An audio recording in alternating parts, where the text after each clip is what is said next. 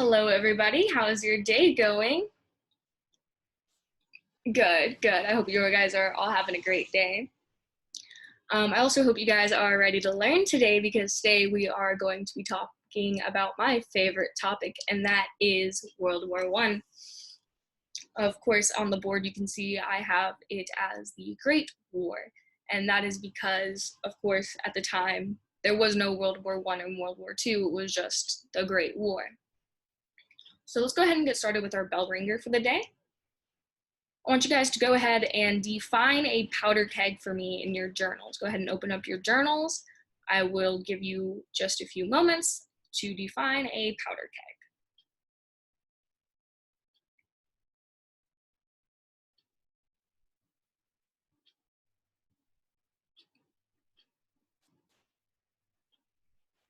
keg. All right, would anyone like to share what they wrote down? A barrel of explosives? That's very good, very good. That's a powder keg. Yes, over there? Something that's volatile? It is very volatile. So I'm sure you guys are wondering, what does this have to do with World War I? Well, it all starts in a little place called the Balkans. Sorry. You see, the Balkans was infamously known as the Balkan powder keg. And that's because, as you can see, it's a fairly divided region with multiple different ethnicities, different religions, different beliefs. This causes a lot of conflict, and most of Europe was well aware of this. In fact, the German prime minister once said, if there is ever another war in Europe, it will come out of some damn silly thing in the Balkans. He was right. Because in about the early in the early 20th century, this country over here, Austria-Hungary, takes over. Let me change this pen color so we can see. Let's go yellow. Takes over Bosnia over here, which is now known as Serbia. How do I imagine it like this? How would you feel if one day somebody came into your house, came to your door, and tried to change your identity? Imagine this. Your whole life, you have identified as yellow. Your family is yellow. Your belief is yellow. Your religions are yellow. Everything about you is yellow. And then one day, somebody knocks on your door and says, you are no longer yellow, you are now blue. Your family is blue, your beliefs are blue, and your religion is blue. You are now blue. It would make you mad, right? I know it would make me mad. And it made a lot of people in Serbia mad too. So mad that they formed an extremist group called the Serbian Black Hand Brothers. And this all comes to a head on June 28th of 1914. On June 28th of 1914, the Austria-Hungarian Archduke named Franz Ferdinand decides to take a parade-like tour through Bosnia's capital city of Sarajevo. During his ride through the city in an open car with few guards, the Black Hand brothers decide that this is their chance to assassinate the Archduke. They take their chance and assassinate him and his wife in Sarajevo. A month later, on July 28th of 1914, Austria-Hungary declares war on Serbia. I have nationalism up here because that is what started this. Nationalism is the belief that your country is the best country no matter what. Can somebody give me examples of nationalism we see today?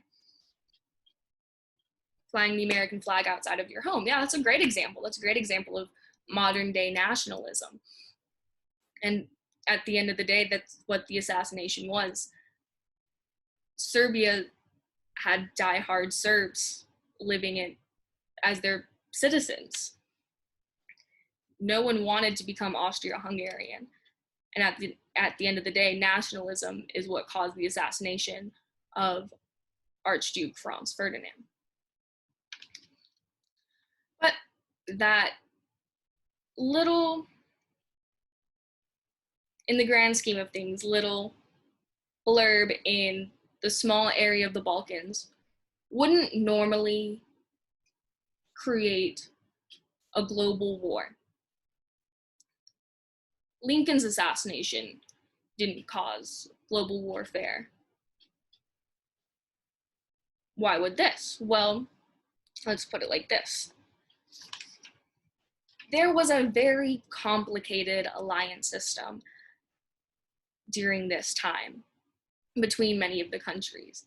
There were secret alliances, public alliances, alliances with countries you wouldn't even think would be aligned. But the two biggest alliances was the Triple Entente and the Triple Alliance. The Triple Entente consisted of Russia, France, and Great Britain. And the Triple Alliance was Italy, Austria-Hungary, and Germany. If you look at the pictures I have right here on this top picture, you can see how the complicated alliances throughout Europe forced many different countries into the wars. You see up here on August 1st, Germany and Russia declare war on each other. August 3rd, Germany and France declare war. And that's because France and Russia at the time are allies. And it's like that for most of the countries at this time. So when Austria-Hungary declares war on Serbia, Austria-Hungary has the alliance with Germany. So Austria-Hungary declares war on Serbia, and Germany comes to fight Serbia as well as their ally.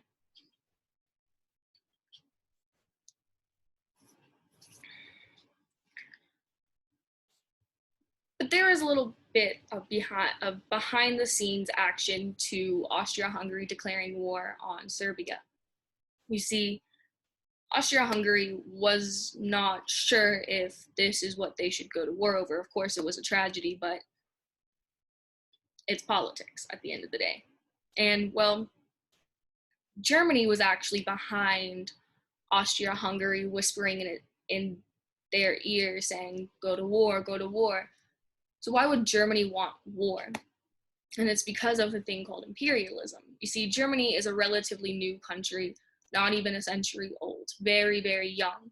Because of this, they're very late to the game of imperialism, which is, of course, using military force to spread a country's influences to other countries and take them over. So Germany has come very late to the imperialism game. Most of the territory in Africa has been taken over by the larger powers in Europe, such as Great Britain and France. If you look at the bottom picture I have, you can see what I mean. You see the British are in red, and they control almost half of the continent of Africa, it seems, as well as the French. And the Germans are the color brown, and you see that they have very little territory compared to other European powers, and this made them very angry. They wanted their slice of Africa. They wanted their share of the territory there. They wanted their colonies there.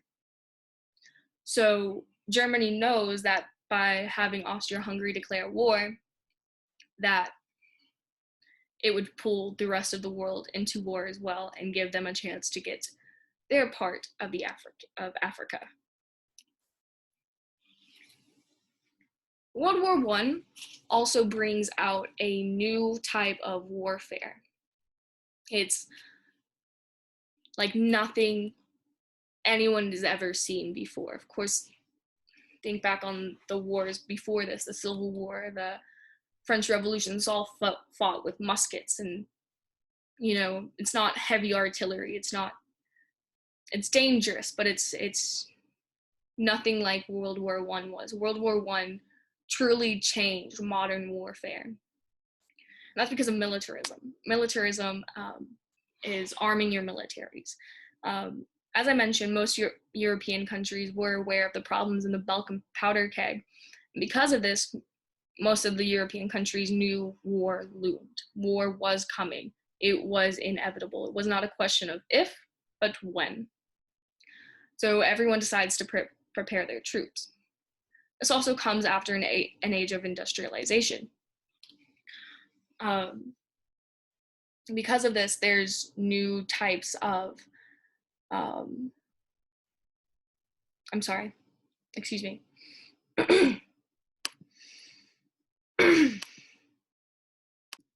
Sorry about that.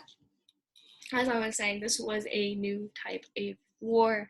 Trench warfare specifically was the big game changer when it comes to World War I, the Great War. Trench warfare was basically large trenches dug into the ground. As you can see here in this picture, this is the trench right here where my mouse is. And there are men here in the trenches with their guns looking over the top. There would be another line of the opposing side, hundreds of yards away. Of course, along with new types of war, there also comes along new types of diseases and new types of weapons. I'm not going to show you pictures of the diseases. They are a little gross. But trench foot was a big one during World War I because, of course, trench warfare. As you can see, those trenches, like I said, are dug from the ground, meaning that when it rains, it's muddy, and there's also nowhere for that rain to go, so that rain just stays there. So the soldiers are down there for days, walking in muddy water, and it gets into their shoes, and it gives them trench foot, which is a disease of the foot, of course. This is also, of course, the time of the Spanish influenza. Not from Spain, but during the war, Spain was the only one to be reporting on it. So that's how it got the name of the Spanish influenza. And tuberculosis was also really bad at this time as well. There's also new types of weapons, such as submarines, warplanes, and tanks. As you can see here, this is a new type of fighter plane that was used during World War I. Submarines are also now used, like I mentioned. They're mainly used by Germany. They call them the German U-boats. And tanks are also introduced as a new form of weapon during this time as well. So that was a lot. That's a lot to remember. You notice that these are the 4 big vocab words that we're going to need to remember. And these are also known as really the 4 causes of World War I. And to make it easier for you guys, I put it in an acronym, MAIN, which is militarism, alliances, imperialism, and nationalism. So out a little further,